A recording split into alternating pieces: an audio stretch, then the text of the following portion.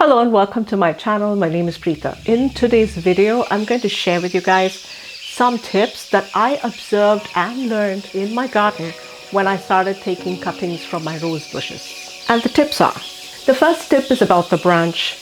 You want a branch that is from this year's growth.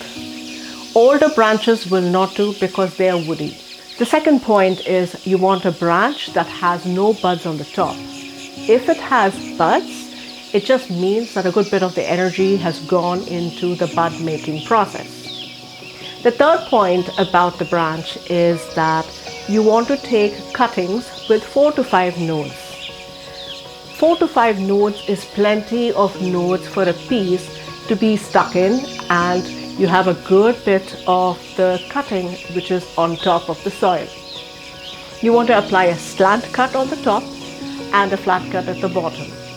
Both of these cuts should be made at the nodal regions. The next thing about cuttings is that you want to stick them in the ground as soon as you can. You don't want to dry out the tissue by wasting a lot of time lingering around.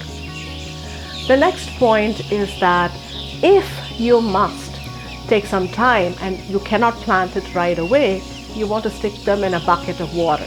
This way the tissue will be alive and well, so you can plant them. Okay, so this brings us to the end of the point on branches. The next one is, how many of us have heard that the monsoon season is the best time to plant rose cuttings? Well, I haven't until I started observing this in my own garden. You want to take these rose cuttings right about the monsoon season. Why? Because rainwater seems to be great for any plant, be it a grown one or be it a seedling or even a cutting. So I prefer the monsoon season to take cuttings and plant them. Now the last point, it is about growing plants in the northeast region. I grow my cuttings in a big pot, and this pot is kept in the northeast part of the house. Why?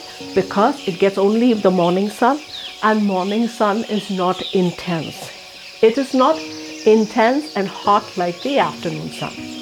So this way, the plant gets enough sunlight to produce its food, but not the burn of the afternoon sun. I always notice that best growth happens between 24 to 27 degrees Celsius. Okay, on to the clips. So you guys notice that I have different cuttings put in there.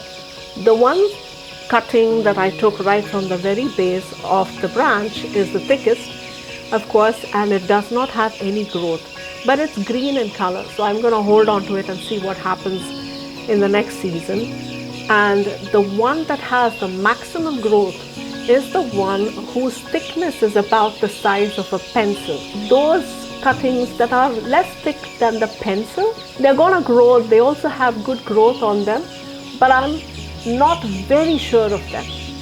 However, they're certainly better than those pieces that are thinner. So retaining all of them to see what happens next year. But I was very surprised at the amount of growth I got, because this is a property I only visit 2 days a week. They've survived, they've done extremely well. I do have a cutting that is right at the back and which is pinkish in color. Now this is something that I got from the top of a plant. It had fallen down, but I just decided to stick it in there. They all talk about softwood cuttings, so I wanted to know what will happen to this one. So far no growth, but that is because I'm at the end of autumn. It's quite cold right now. There's not going to be much out of that. So I'm just going to have to wait and see what happens in the next year around spring. Okay, so that brings us to the end of all the points I wanted to share with you guys. I'll see you in my next video. Until then, take care. Bye-bye.